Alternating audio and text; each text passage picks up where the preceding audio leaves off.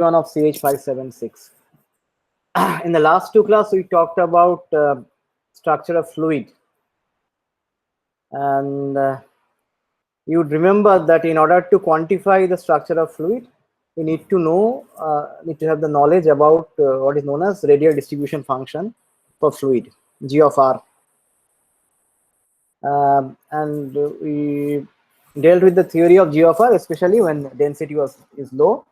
When density is low, your G of R is given by exponential of minus beta times this effective interaction potential, which is known as potential of mean force, which is nothing but the Helmholtz free energy in low density limit.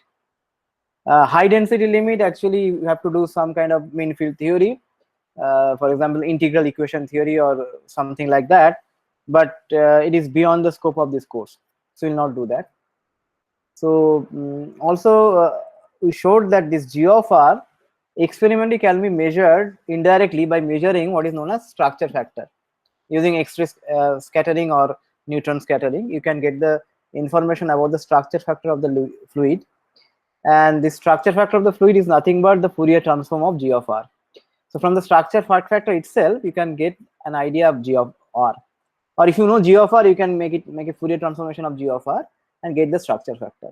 So structure of liquid is equivalent to knowing G of R. So G of R is very, very important quantity in order to quantify the structure of liquid, which has some local order, unlike solid. Solid has a long range order, liquid has short range order. Okay. So with that, today I'll actually, other than integral equation theory, you can make use of computer simulation in order to calculate G of R. Your radial distribution function you can calculate using this what is known as computer simulation, and there are techniques like Monte Carlo simulation or molecular dynamics simulation. Now, molecular dynamics simulation is classical molecular dynamics simulation, where you allow your system to evolve according to Newton's equation of motion. So you treat the constituents of your system classically, as if all the particles in your system, they are following classical equation of motion or Newton's equation of motion, and they interact with each other with some kind of potential. A derivative of that with a negative sign will give you the force between them, and that is also known as the force field. So we'll talk about this force field, this the basic of classical MD simulation today, and we'll illustrate this with some example. Also, we'll briefly talk about how to calculate G of R using this classical MD simulation. Okay, so today's class, my postdoc on Dr. Otonu Maiti, he is going to actually demonstrate the technique of MD simulation in today's class. Okay. So I'll just ask now Otonu so that he can actually start sharing the slide. Otonu, I'm recording it here, so you can start sharing your slide and start discussing.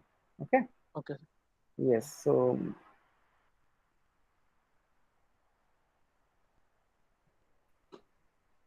Okay, so the slides are visible, right?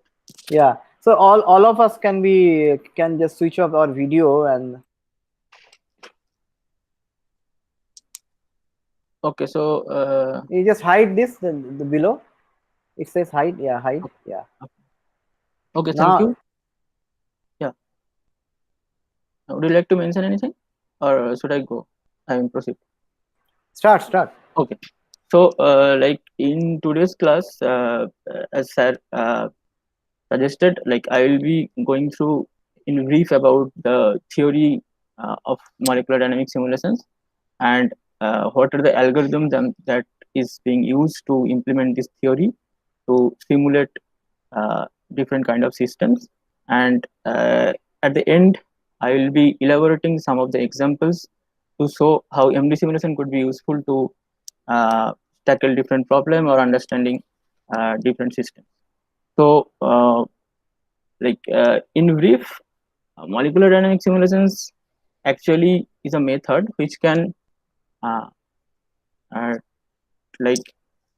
capture the movements of atoms and molecules in a dynamic fashion, which is you can look into the uh, interaction between the molecules and atoms, and the movement of those as a result of those interactions for a large period of time. And if you can do that, you can find out a large number of informations from that. So so for like as a general method, or as a general prescription, or in a single, or in single sentence, it is like you can calculate the positions of the interacting particles over time using Newton's equations of motion, and in an iterative fashion. And the reason, or the like forces behind the motions of the atoms and molecules comes from their potential energy, and that is calculated using molecular mechanical force field. So so I'll go in detail in the next stage. So so to start with, I'll start with a simple example of collection of, say, 8 particles, which are sort of like confined in this source, which is being shown schematically in this box. So they are, suppose a particle of, say, could be of similar size or dissimilar size, having mass similar or dissimilar, and they are interacting with each other. So uh, so what we do, what is done is actually calculate the potential energy of the systems, and you take a derivative of it with respect to position, you will get a force, and from that force you can calculate the acceleration that is acting on each particle, and using that you can calculate its position in the next step. So here I have shown what is the values of position, velocity, and acceleration at a time t equal to 0. So you can see that this green particle I have labeled, and so I have shown the all the properties in in x direction here.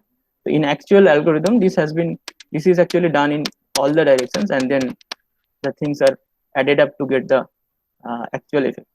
So in x direction, so suppose this particle initially has a velocity of v0 x, and from the system potential energy we calculate the acceleration on the acting on the particle uh, 0 particle to be this f0x, and it works on that particle to generate an acceleration of a0x. And eventually in the next step, so in the next step you will find like what, so so these all the things will work on that particle, all the particles, and the positions will be changed, which will generate the next set of conformation of those particles. Now you can imagine that the position of the particles, you can start with a random orientation, or a particular orientation which is prescribed for a specific system. But the two other things which you cannot, I mean, which is something you should take care of, is the velocity, and another is the this potential energy. How will you calculate this potential energy so that you can get the acceleration, and what will be the initial velocity? So these two terms I will be describing separately in next slides. But before that, let us see what will happen in the next stage. So as you can see that in the next stage, say if you consider the time to be, say, suppose t plus dt, so the position will be updated accordingly, velocity will be updated according to considering the previous acceleration, and the new acceleration will be this one, which will be a result of the potential energy, which is calculated based on the specific configuration which is come in the state x t plus dt.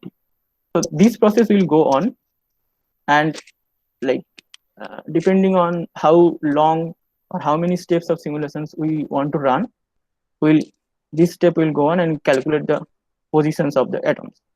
So in each dt step, we will have these collection of positions of those atoms, and so these positions can be used later to calculate different kind of property, like their displacement, their orientation, or like other different kind of collective properties.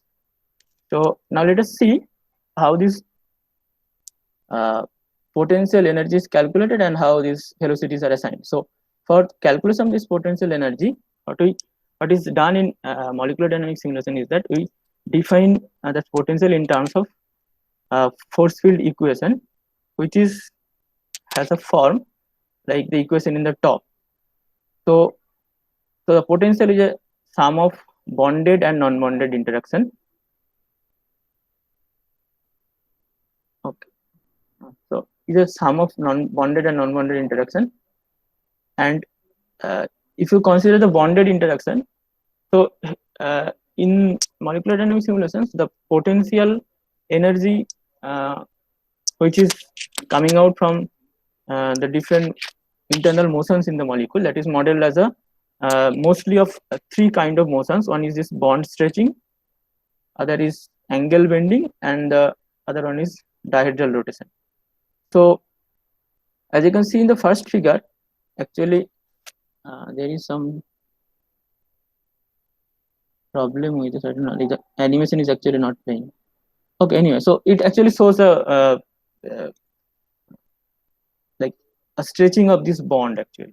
And if you apply Hooke's law, so that bond stretching potential can be modeled as harmonic potential using this equation. And this looks like this, like if you have a equilibrium position where the bond will have a minimum energy, and in a stretched or in a constant that will have higher energy. So this is actually calculated considering this equation where this B0 is the bond length at equilibrium position, sorry, at at a equilibrium bond length, and this B is actually the bond length at any instance, and Kb is the force constant. Similarly, for angle bending and dihedral rotation, you can have this different kind of this type of Hooke's law equation, and using those equation you can model the potential. Same is for dihedral angle. So whatever we are talking about when we are talking about this force field, so we are talking about some value of some parameters, which is usually called as force field parameters, which actually differentiate suppose a single bond from a double bond, and the effect is reflected its behavior in the molecular dynamics in the simulation. So that is those parameters are this B0 and Kb, this theta 0, K0, K theta, and all. So if we take an example of like what the force field parameters looks like, here is an example of force field parameters for urea. So urea molecules, you can see that this NH bond stretching that has a B0 of 1 angstrom and the Kb is 480 kilocalorie per mole. This theta is 120 degree. As you can know, this is a sp2 hybridized, so it has an equilibrium angle of 120 degree. This K theta is 23 kcal per mole. And for this dihedral, you have this I mean the equilibrium length is like delta is equilibrium value is 180 degree, that is it is actually stable in a trans orientation. And so for the dihedral there is a term called n, which is mentioned as dihedral multiplicity, which is actually the number of local minima. So if you consider this dihedral connecting this white hydrogen, this blue nitrogen, this black carbon and the blue nitrogen again, so you can think of that if you consider these to be a stable conformation, you can have another stable conformation where the position of those two hydrogen can be interchanged. So considering those two possibilities has actually two local minima. So for that is n equal to 2. So if you have any sp3 hybridized carbon like a methyl group, the rotation along this carbon of a methyl group connected to another nitrogen or carbon atom, for that case n will be 3. Okay, so this is how the equations of the force fields looks like. And so in this, so these are all the bonded terms we have defined. Now we will be looking into what the non-bonded terms are. So the non-bonded terms are actually a sum of electrostatic and van der Waals potential. So electrostatic is modeled as Coulombic potential between the charge Qi and Qj, which are situated at a distance Rj. So you can think of like their value decreases with time exponentially. And if you have a, and the van der Waals interaction is modeled using a Lennard-Jones potential, which has a form like this. And you can think of like at a specific distance, which is here r min ij, it will have a minimum value and this value will increase. So this is a uh, like profile of a Lennard-Jones interaction.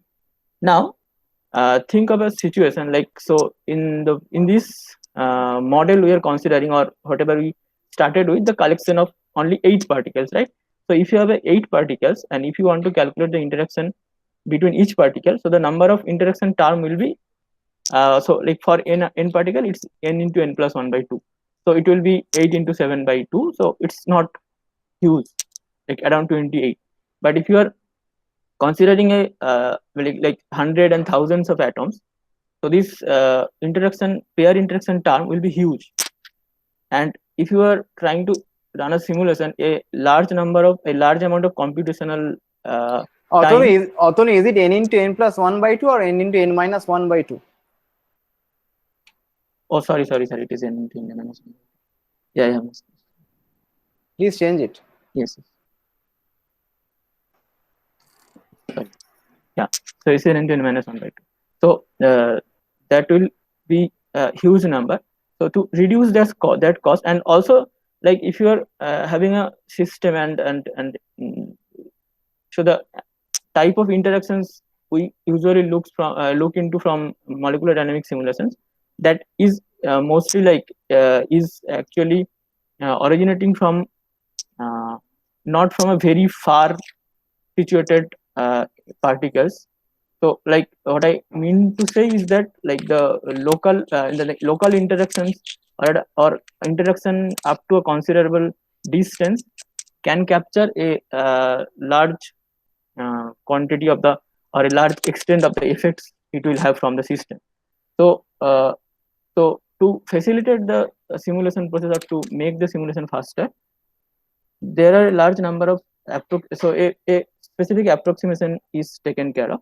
So like a cutoff distance is defined, this red line up to which the short ranges electrostatic and van der Waals cutoffs, they are turned off.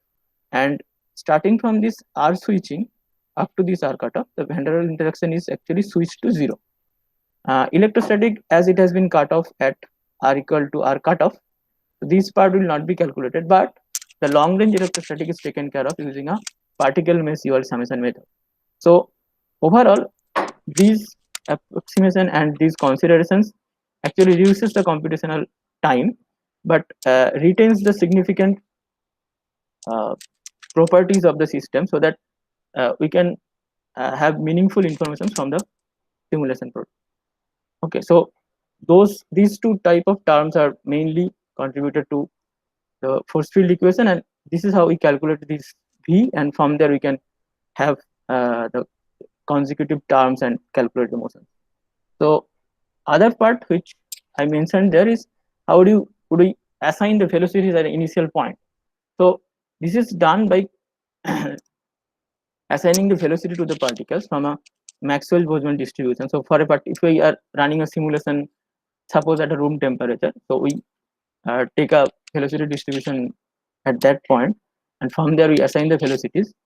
And after we assign the velocities, we also take care of the fact that the velocity should not be assigned in such a way that this entire system will have a directional motion, or it could, like in the next step there could be a translation and rotation of the system, so that so the overall momentum of the system is ensured to be 0, considering this mi vi to be 0. So this is how the velocities are assigned at a particular temperature. And if some point of time at some point of time there is a need to, like say, if you then go to the next step, and because the velocities are changing, there is a chance that the system temperature could vary by some amount. So to check that, or to take into, so to I mean bring it back to the temperature, or to the required temperature, often these uh, like thermostats are used, which actually scale the velocities by a factor so that it goes back to the required temperature. Okay, so so we have another part that is also taken care, or is like important when you are considering different steps of molecular dynamics simulation, which is integration step. Integration steps means that like you have a set of velocity position and acceleration values at a single at a particular point, and you will calculate those in the next step. So since the number of particles with increase in number of particles, this number of values will also increase, and this is also definitely a like process which will involve a large computational time. So there are different algorithms designed which can use some kind of mathematical tricks, you can say, or mathematical operations to reduce the number of terms to be calculated, although the uh, required terms which can capture the motion and capture the dynamics will be retained. So like for example, the position at a position t plus delta t can be approximated using uh, this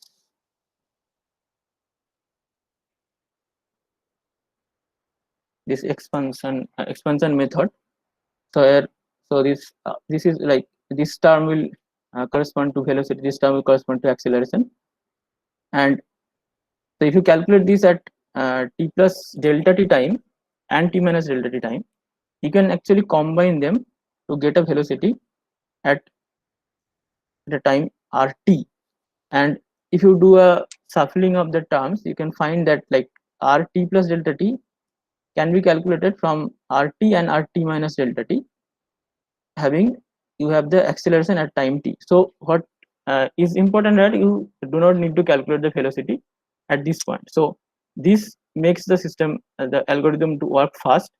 So and the thing is works fast. So like different algorithms has different like uh, advantages and disadvantages. So the advantage is that you don't need to calculate the velocity, so it will be faster.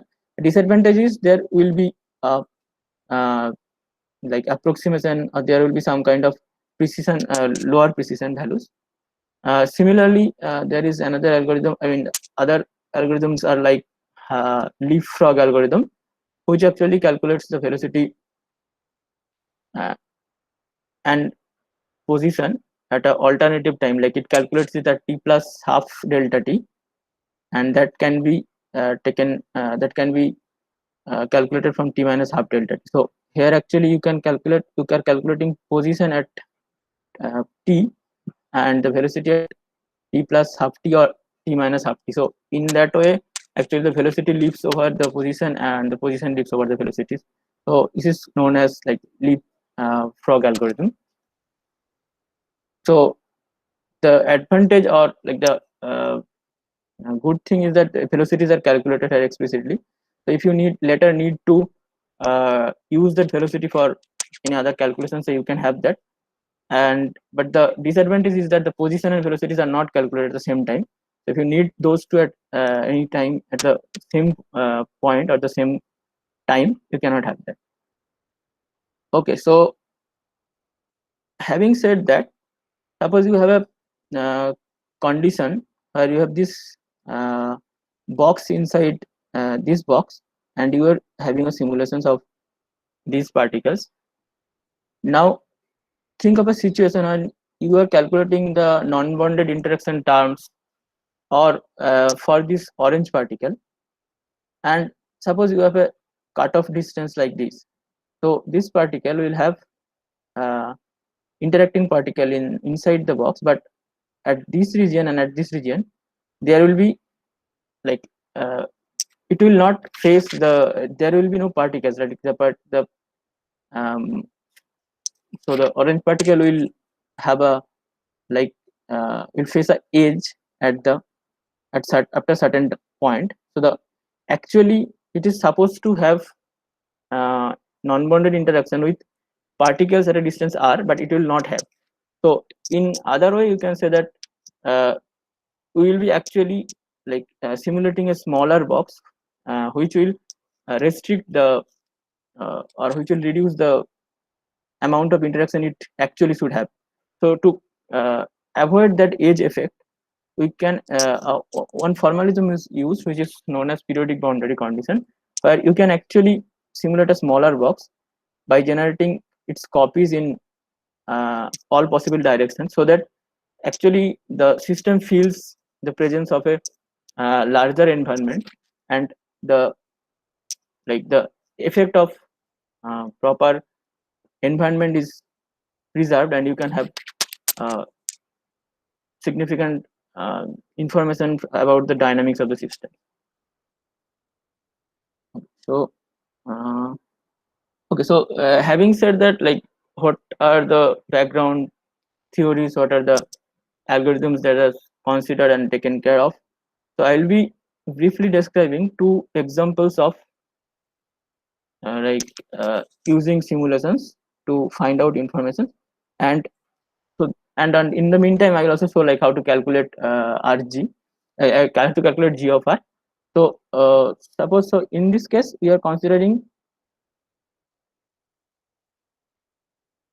a water molecule, water box, and so this is a cubic water box. We will be running simulations of this water box only.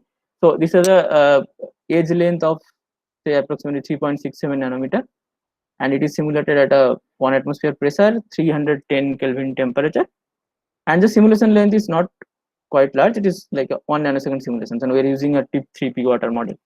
So, the simulation is done. We have all the coordinates of the water molecules at different time during the simulation. What can we do from there? So, what can we do is actually we can calculate the properties which we started with, like the pressure, temperature, and the length of the box and the volume of the box.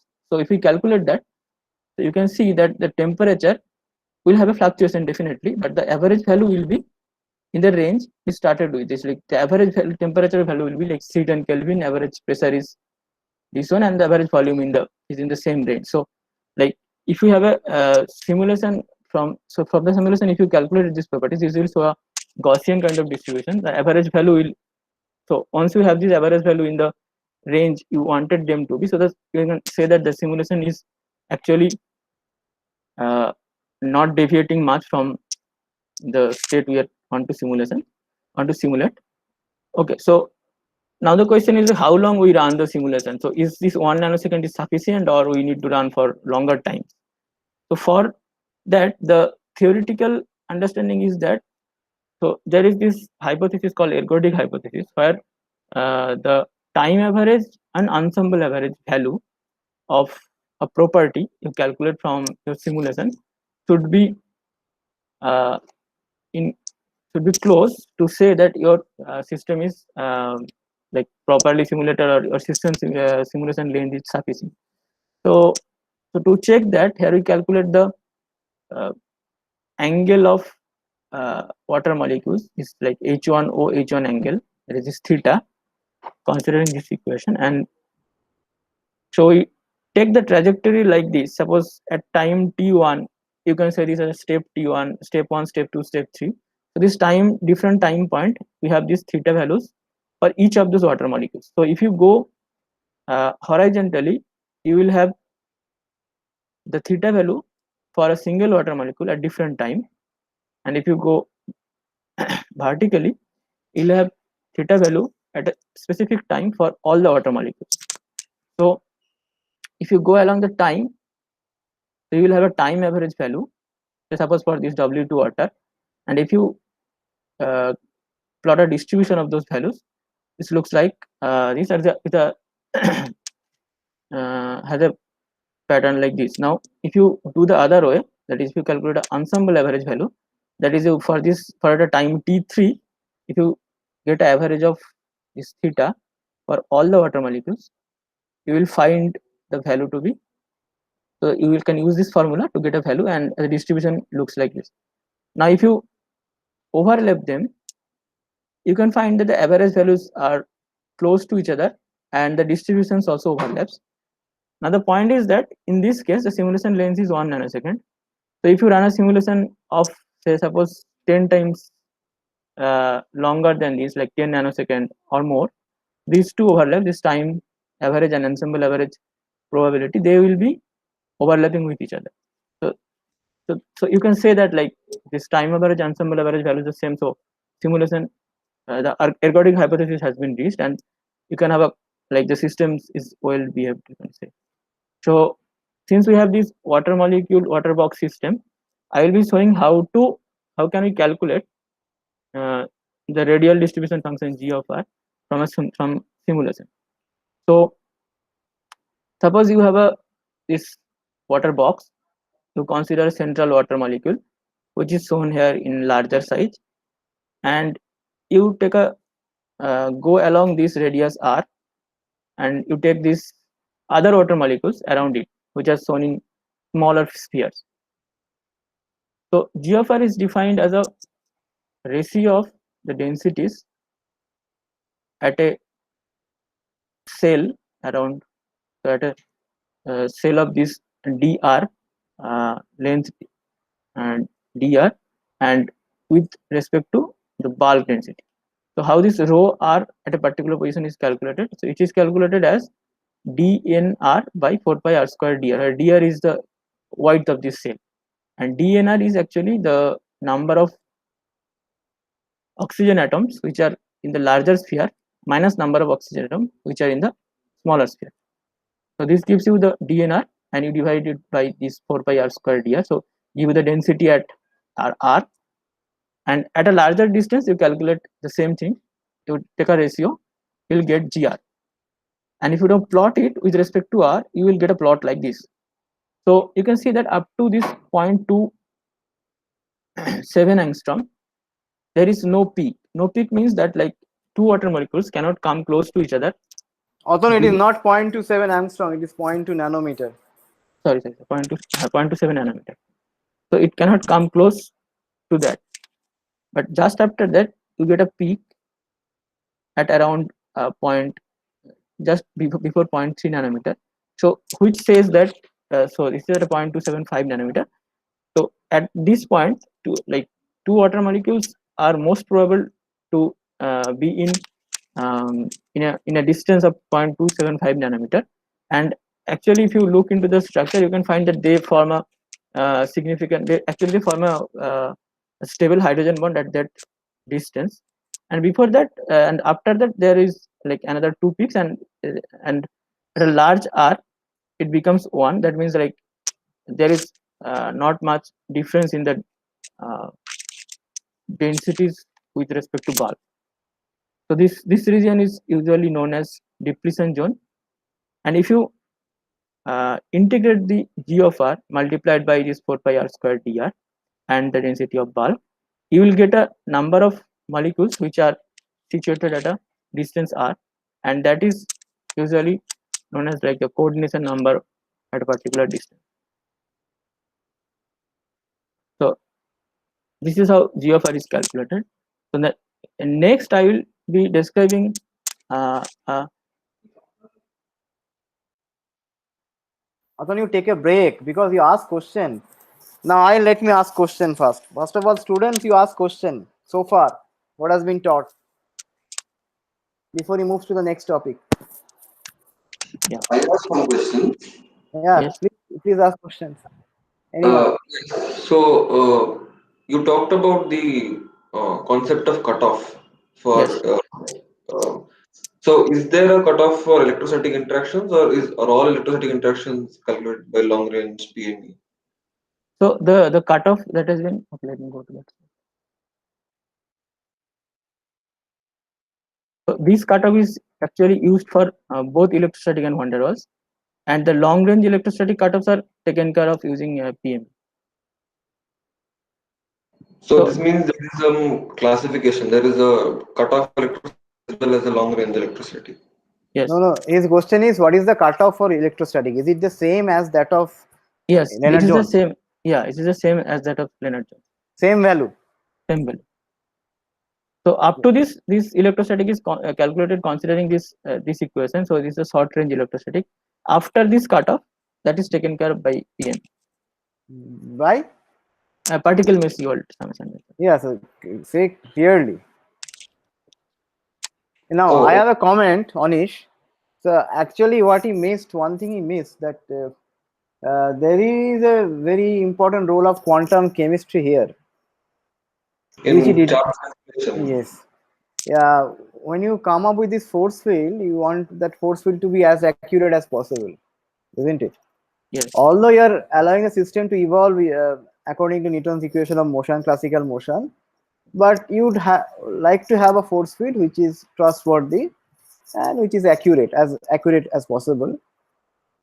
So for that, in order to build that force field, people do a lot of quantum chemical calculation, quantum chemistry calculation. So all these parameters you can see there, the values of epsilon, ij, and all the other things, charges and other things, they are obtained from quantum chemical calculation. Yes. Yeah, So these are there is an underlying quantum chemical calculation. You have to do quantum chemistry, a lot of quantum chemistry, in order to come up with sensible parameters. These parameters value. Okay, the force field expressions are given here, but the parameters are obtained using quantum chemical calculation. So there is something called building up the force field. Okay, parameterization of the force field. So for that you need quantum chemistry. You cannot completely ignore quantum chemistry. In some classical MD simulation, you use this empirical force field where you take epsilon to be, say, some in order in terms of kBT, thermal energy, some physics like simulation. But if you want to deal with chemistry, if you want to deal with chemistry, then it is very important that you do a quantum chemical calculation and to do a lot of quantum chemical calculation in order to come up with the right parameter, so that you can use those parameters, and then the force field is more or less trustworthy.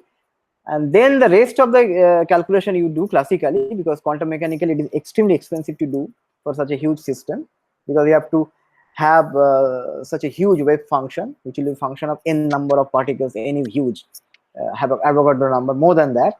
It is not possible to realistic to do quantum chemical calculation. You do classical calculation, but you cannot completely avoid quantum mechanics, at least when you build your force field.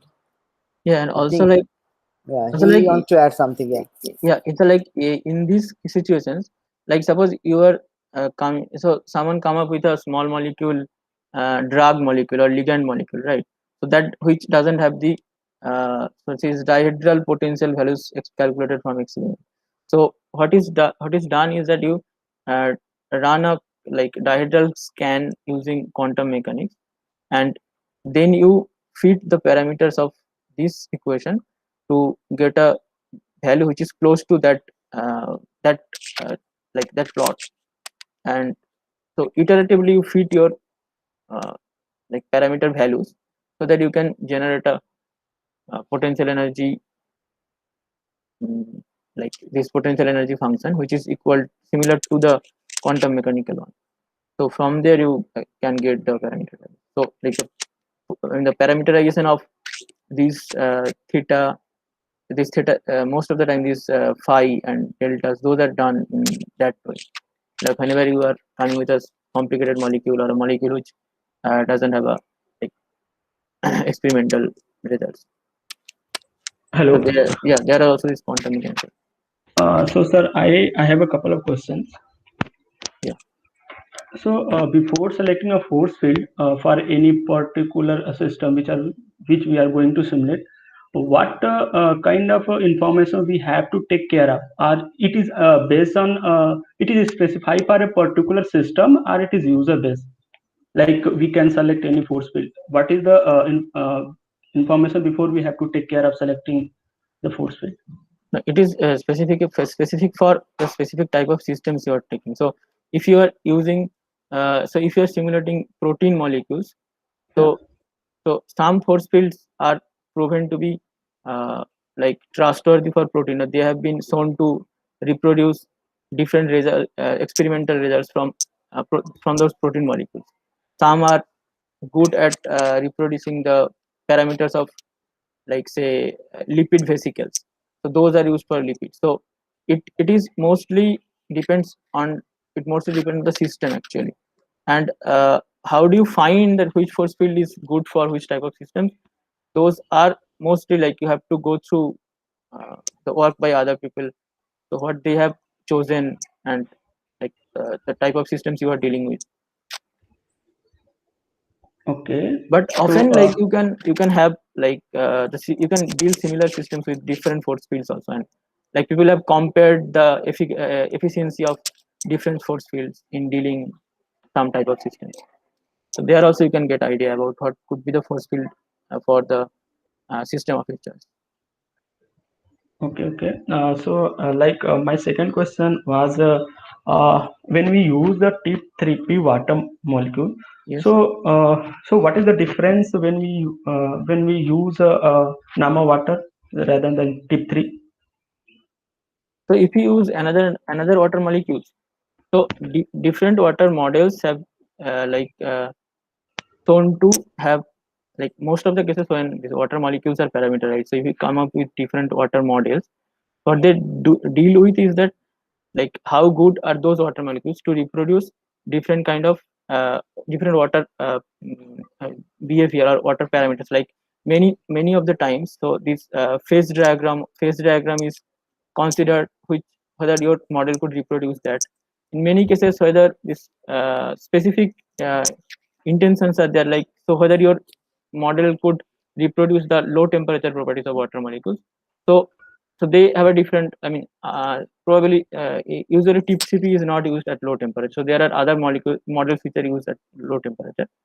So it depends on like what are you mostly looking into, but usually like tip3p and the single point charge SPC, they are mostly used to calculate different kind of like reproduce different kind of water properties at room temperature. Like suppose you calculate this g of r and you see like what are the experimental value, or what is uh, the peak value, where the peak actually appears in case of experimental, from the experimental structure factor, then you can compare that actually.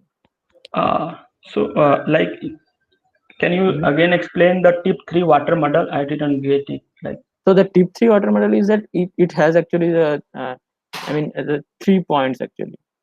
I mean, tip3p is actually so like so so so usually water molecules has what, like hydrogen, oxygen, and hydrogen. So yeah, different water molecules consider like different type of approximation. Like suppose if you have a tip3p, you consider these 3 points to be separate point, 3 atoms to be separate point. So if there is something called like say SPC, that considers single point charge. So that takes care of hydrogen in another way. So like the other one is there is called T4P, which consider lone pair to be another point. okay, okay. Thank you so much.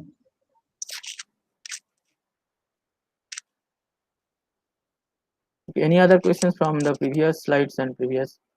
I just have one more like a clarification. So in MD simulations, charged particles are considered as point charges. Is that correct? There is no density involved. No, they're considered charge particles. Point charges. Yes. Okay, okay. I mean, often, I mean, there are, there are force fields which could take care of the effect of polarizability. So like there are different polarizable force fields also, which is like will not definitely consider the. I mean, it will not have. It will have single point charge, but that will. There is the effect of polarizability. That charge will be updated after a step. After a time step, the charge will be updated. So that takes care of the effect of polarizability. Got it. Thank you.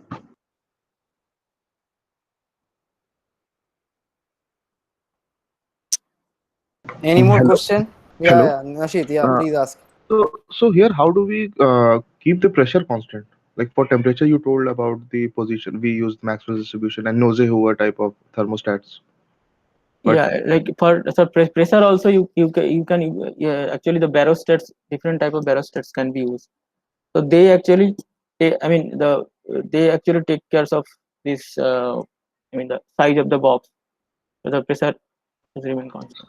so while defining the initial Mhm. position, Yeah. we take care of the temperature. So Yes. basically provide the initial temperature too.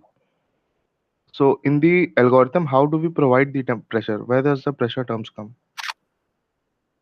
Okay, Like so how does pressure come? that uh, I cannot exactly remember now. I have to check actually. This pressure term.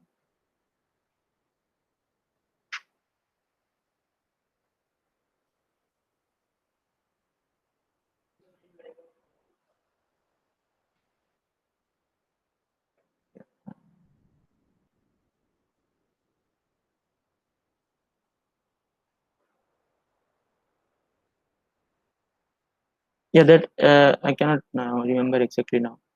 I'll get back to Okay. it.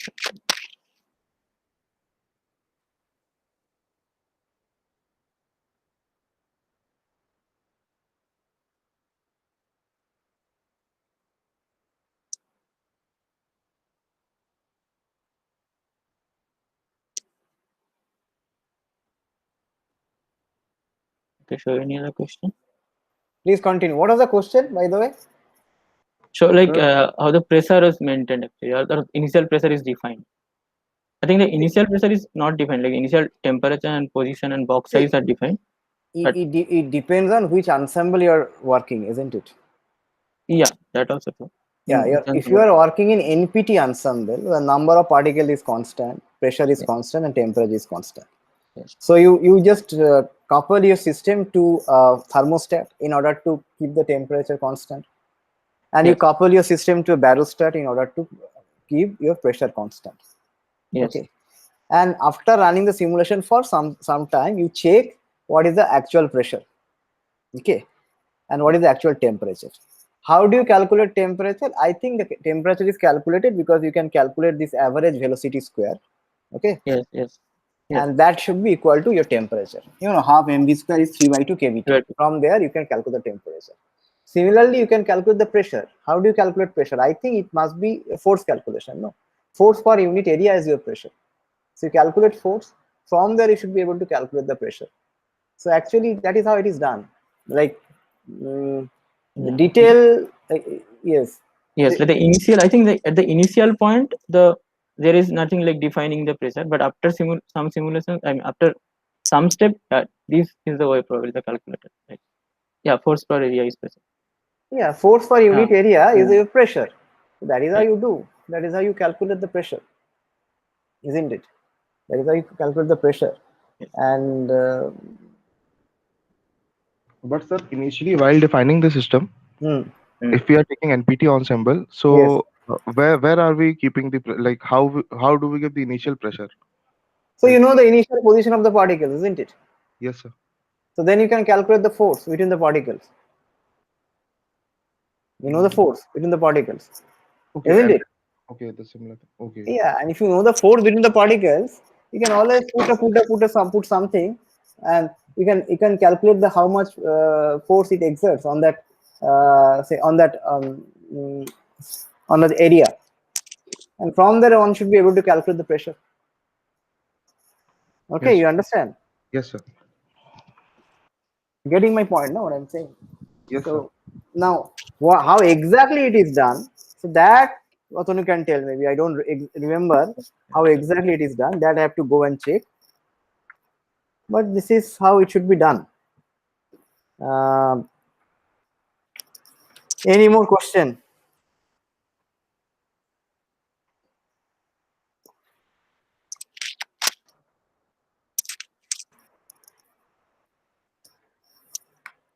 Any more question?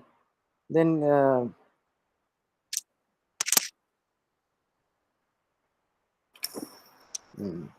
another way would be to calculate the pressure from your G of R,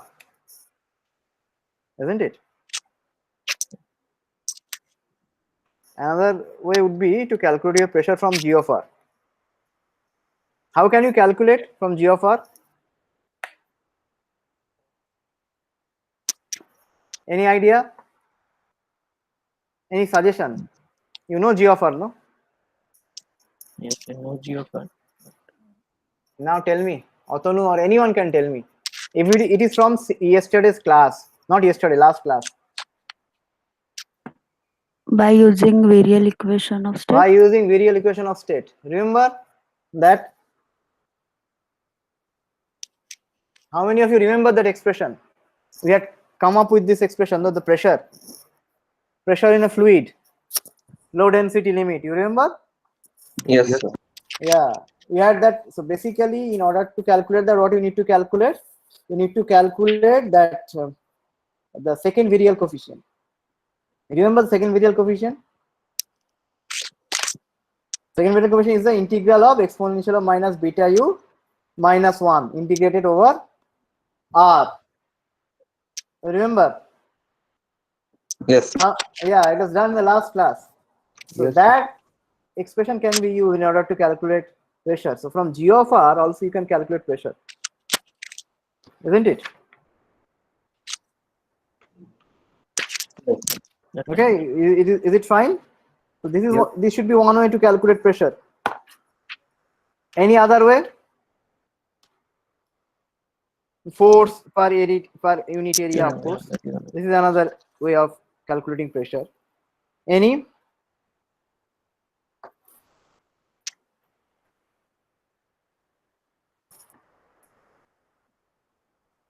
By exchange of momentum. Yeah, but yeah, essentially it is force calculation. The momentum, rate of change of momentum is what? Anyway, so this is how it should be done. So now Atanu can continue with the rest of his presentation.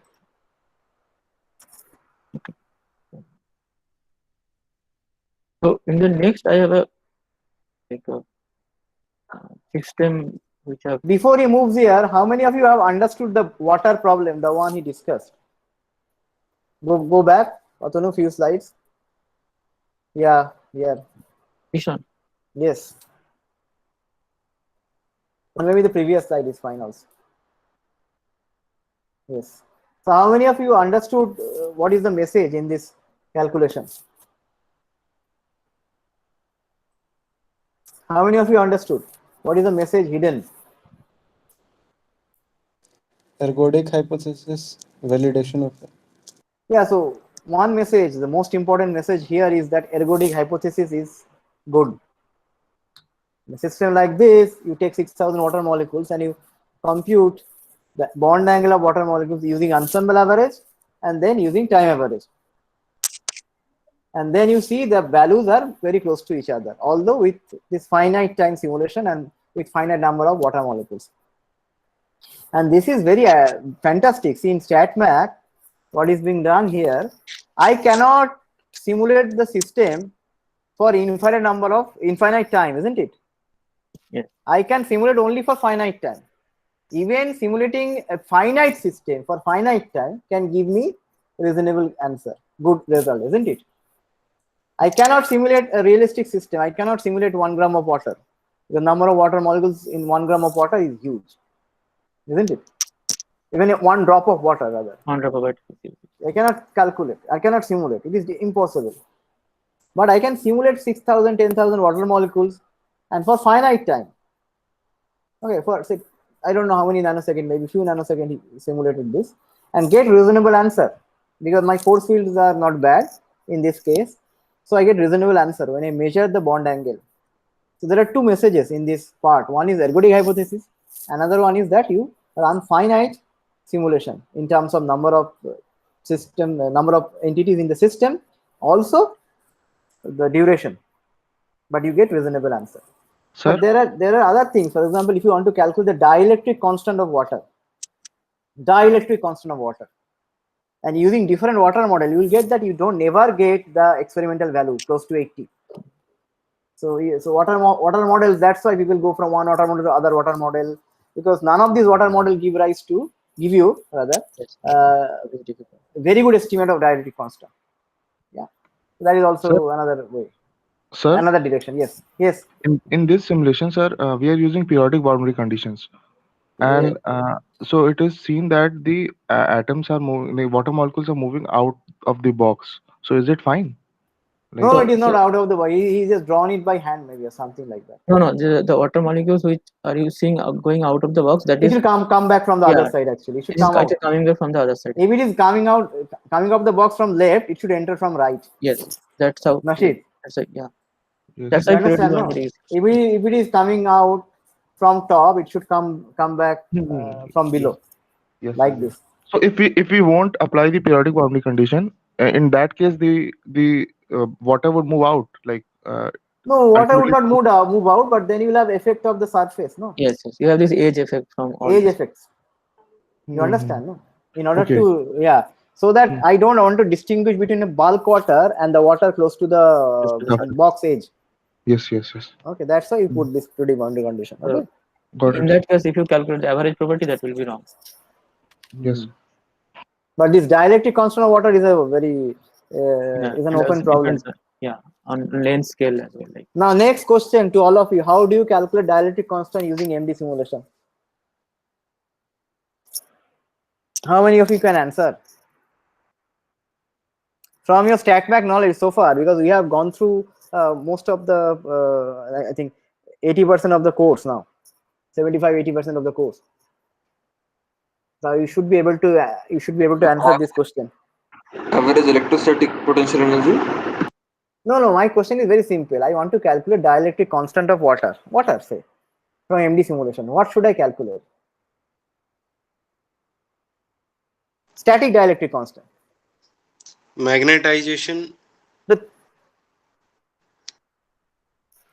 This is not magnetic system. Why would I calculate magnetization? Dielectric constant static means I have to calculate some kind of fluctuation, isn't it? Now tell me, if I want to calculate isothermal compressibility of water, what is something I should calculate first? Some correlation function. yes. You remember? Some Volume. variance, some fluctuation. What is that? Remember, Volume. number fluctuation or volume fluctuation. Remember that from our class on Yes, sir. response Response. function. Yeah, you should be able to answer all these questions. So, like static dielectric constant, you have to know the dipole moment fluctuation in the dipole moment of water, isn't it, Autonom? Yes, yes. Fluctuation in dipole moment will keep. Okay, so this is how it should be. How many of you attended the talk by Professor Biman Bakshi? I did, sir. Only Kailash. Others did not even care. Maybe Yes, sir. Sayantoni and like I al- 2-3. I attended. Good. There he had a model of he was mapping Yeah. this water with Ising model. You see that? Yes.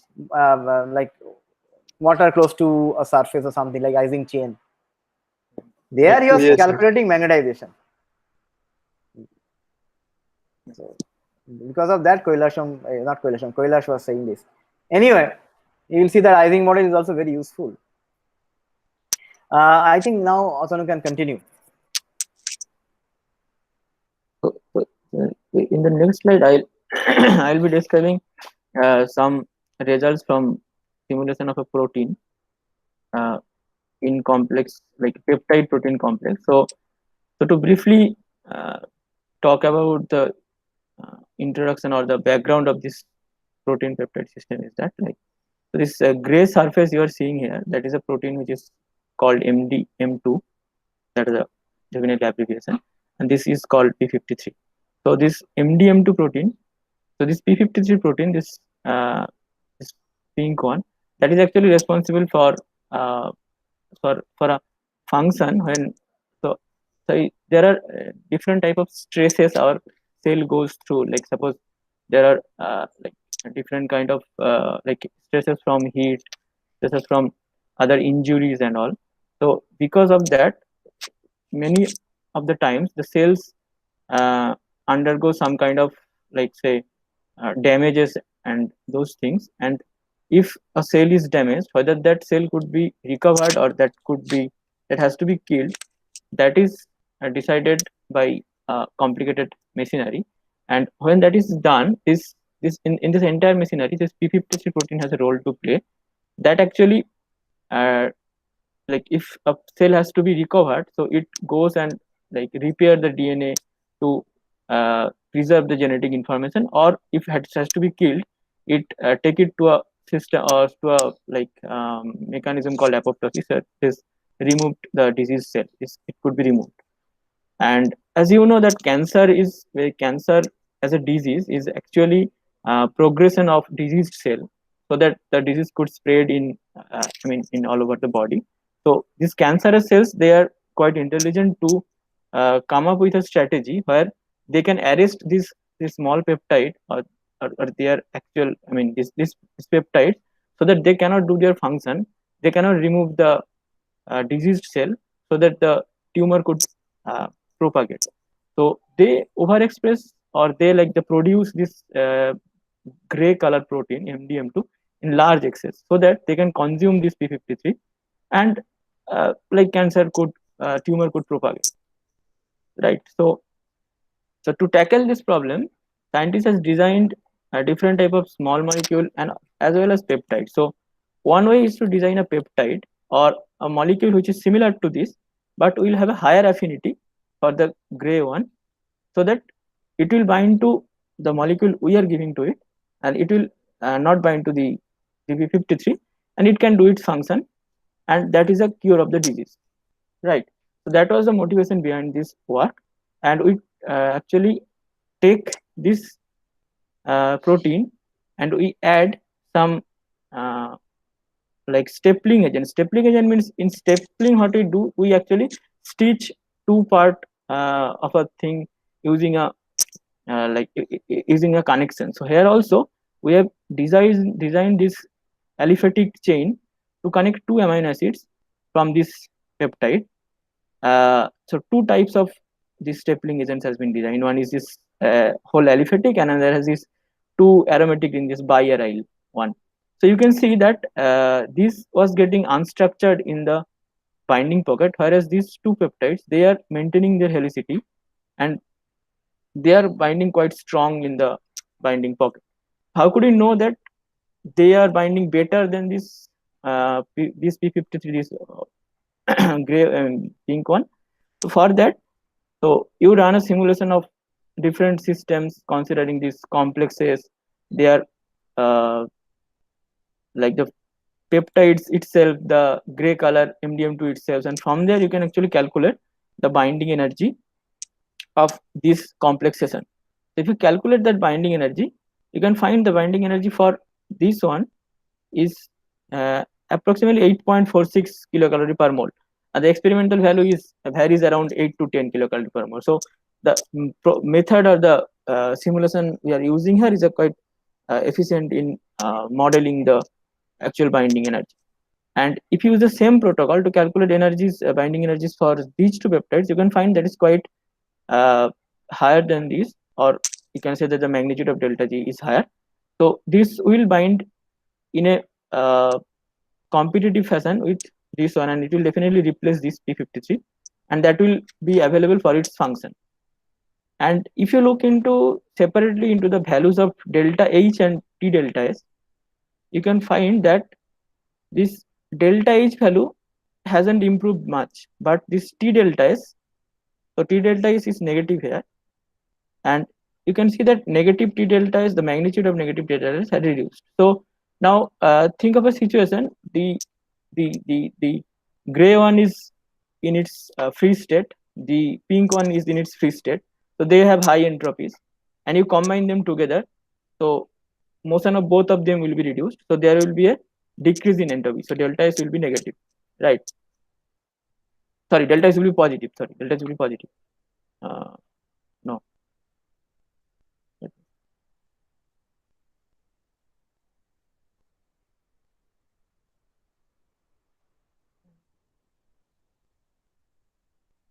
Okay, delta is positive, continuity is better.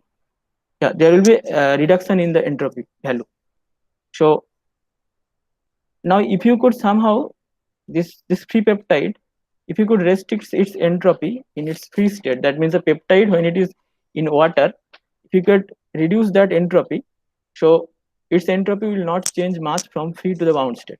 So that will reduce the loss in it. That will reduce this, the negative entropy value. So that will contribute to the binding energy actually.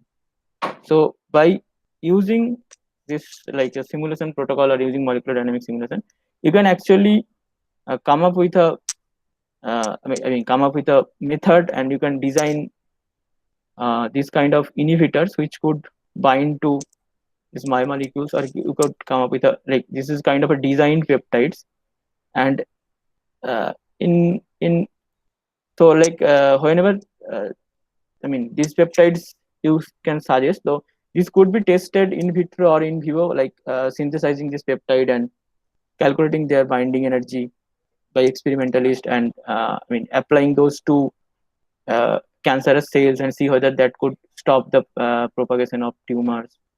Those are this is another I mean application of MD simulation, you can say. So anything you want to know more about this, or you do not understand, you can ask, I can explain.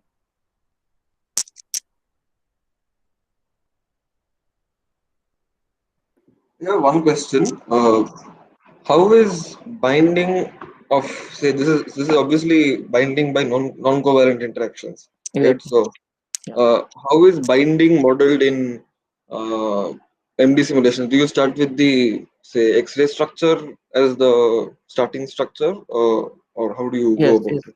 We start the crystallographic or the NMR structure as the starting structure, and like you run 3 separate simulations of a complex. So like this P53 and MDM2 together one, you calculate run simulation of MDM2 separately and P53 separately, and if you do like the value of MDM2 plus P53 minus value of MDM2 minus value of P53, you will get the delta. That's how it is done. And yeah, its originates purely from electrostatic. So there is like non-covalent interaction. There is no covalent interaction between them.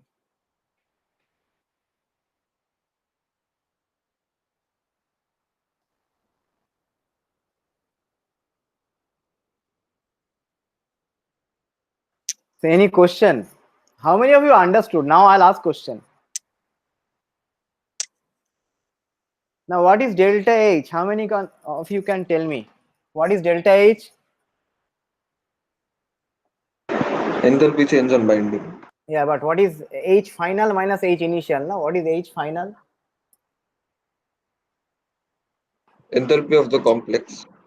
So enthalpy in the bound form, no, after binding, minus enthalpy before binding. So it is binding between what and what? MDM2 and Yeah. peptide. So delta H is negative. It is expected or unexpected?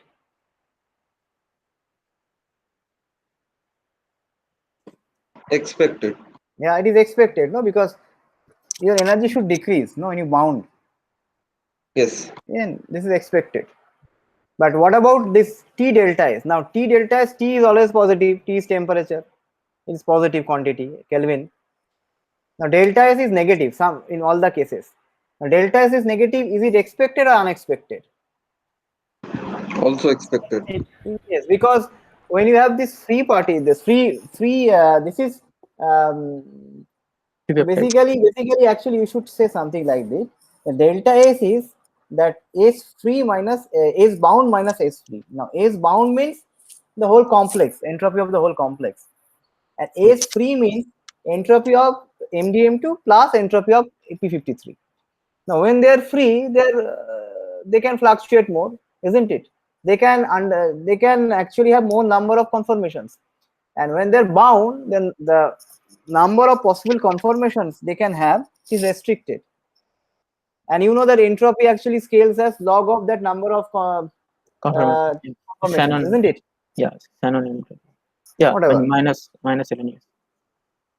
Okay, so S is kb ln omega, no minus.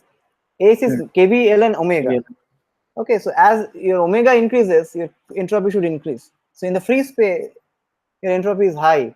In the bound state, entropy is low because number of conformers or number of configuration that is reduced.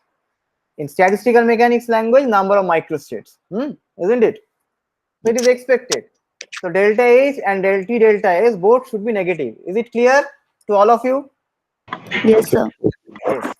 Now come to delta G. What is delta G?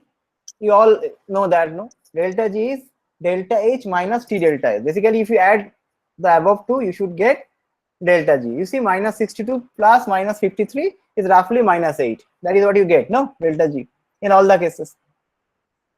Now, what happened that if you staple this P53, when you staple, so even in the free state means when it is not bound, rather, in the staple state, P53 has less entropy, isn't it? Because in this case also it has less number of conformations, less number of microstates, because P53 is free, it can fluctuate more, no? It can have more number of conformation, but if it is stapled by a peptide stapler, aliphatic or aromatic.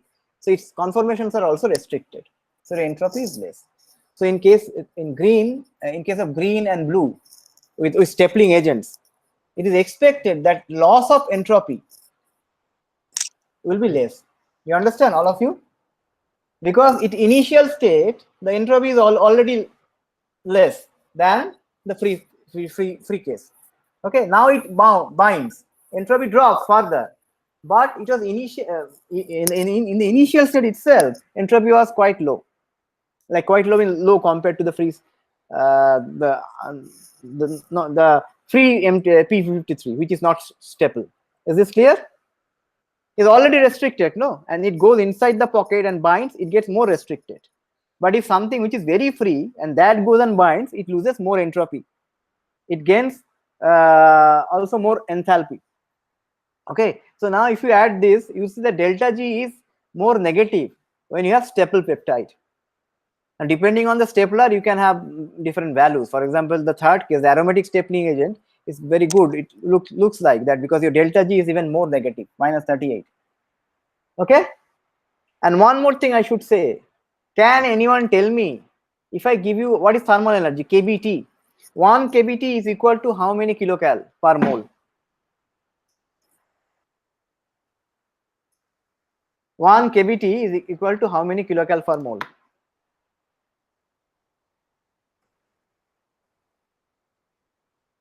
How many kilocalorie per mole? 1 kBt. Any idea? Something like point point 6 kg. Are you sure? I mean, somewhere close to room temperature. Yeah, room temperature, of course. Room temperature.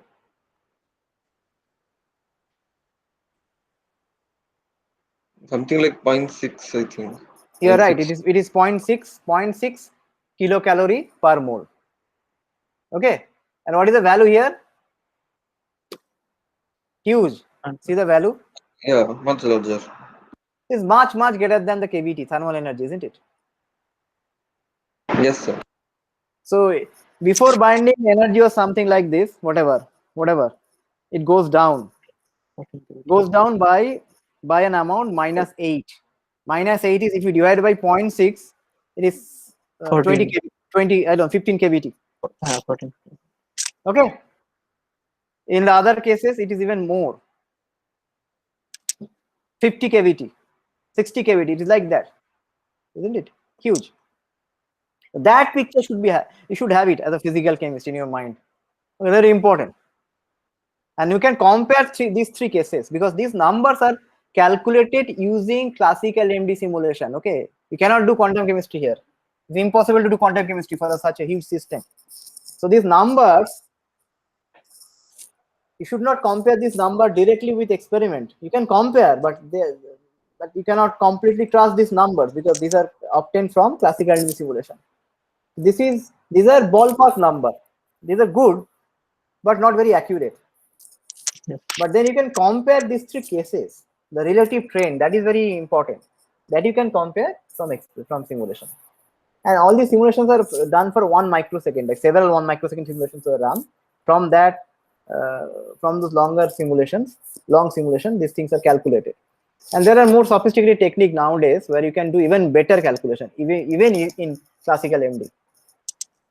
Okay. So we'll stop here for today. I can take few questions if you have questions. Otherwise, we'll stop, because in the next class we'll start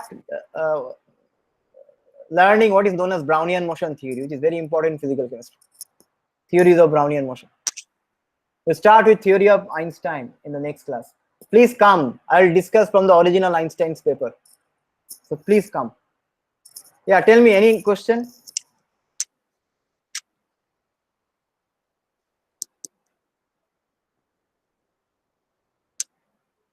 If not, then we'll conclude the session. Yeah, Nashid. Sir, here we are simulating proteins and peptides. So the proteins and peptides, they would unfold also. Yes. So how can we make sure that we have done the simulation for sufficiently long that it is unfolding, showing conformational changes? So are there any like fixed parameters that we can see? No, it is actually depending on the problem, you know. So that's why you should run it long enough. Yeah, so we And you like calculate few things when you run the simulation. Maybe yes, Otanu can say. Otanu, you yeah, tell. so we calculated the helical percentage of the peptide and monitored it throughout the simulation. So for the 1 nanosecond simulation, we have seen that like after 600, 700 nanoseconds, the values reaches a saturation. So for the just for this one, it gets in its free state, it is unfolded. So the unfolded state remains for say around say 400, 300 nanoseconds.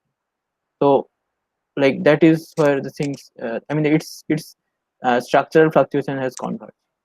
Similar is for the other also. So you monitor some parameters and see whether that value, the fluctuation in that value has been reduced during the end part of your simulations. Then you can consider that to be trustworthy. And the calculations you do is done on that part only. So you have a 1 microsecond simulation. You consider last 300 or 400 nanosecond for your calculation. So that you get values from an equilibrated ensemble of your trajectory. Does this have to do with the RMSDs or the means the conformational changes of the? Yes, you can consider RMSD, but RMSD is a like very general property of the system. So often you could have a RMSD already saturated, but the property of your interest could fluctuate. So it's always better to consider a more detailed property or a property which is you are looking more into. So that changes is more important than when RMSD. RMSD will definitely saturate after this 1 microsecond, around 1 microsecond. Okay, thank you.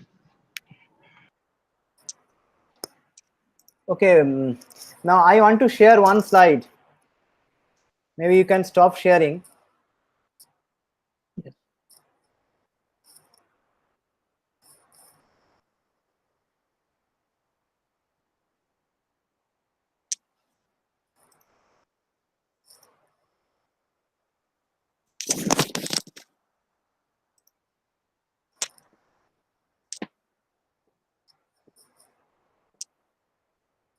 Can you see this slide? Yes, sir. Yes, sir. So I think I'll just say a few things. That Nobel Prize in Chemistry 2013, it was awarded to three people, three fantastic scientists: Martin Karplus, Michael Levitt, and Ari Warshel. And the citation reads, the Nobel Prize in Chemistry 2013 was awarded jointly to Martin Karplus, Michael Levy, and Ari Warshel for the development of multi-scale models for complex chemical systems. So essentially, they are the one who developed what is known as this molecular mechanics, quantum mechanics kind of calculations, okay, for biological system, for huge system. So you can do a quantum mechanical calculation for a small part of the system, and the rest part of the system you can do classical mechanics like MD simulation, molecular mechanics. Okay. For example, if you are considering ligand binding to a protein or some chemical reaction occurring inside a protein, then you have bond breaking, bond forming kind of thing. No, those things cannot be treated using classical MD simulation. You have to do quantum mechanics. So for that small part, you do quantum mechanics. For rest of the protein, the rest of the part of your system, you do classical mechanics, and then you stitch these two things: quantum mechanics and classical mechanics. So these are the people who actually got the Nobel Prize in 2013. So I thought, okay, I should mention this. So with this, I think I'll conclude today's session. So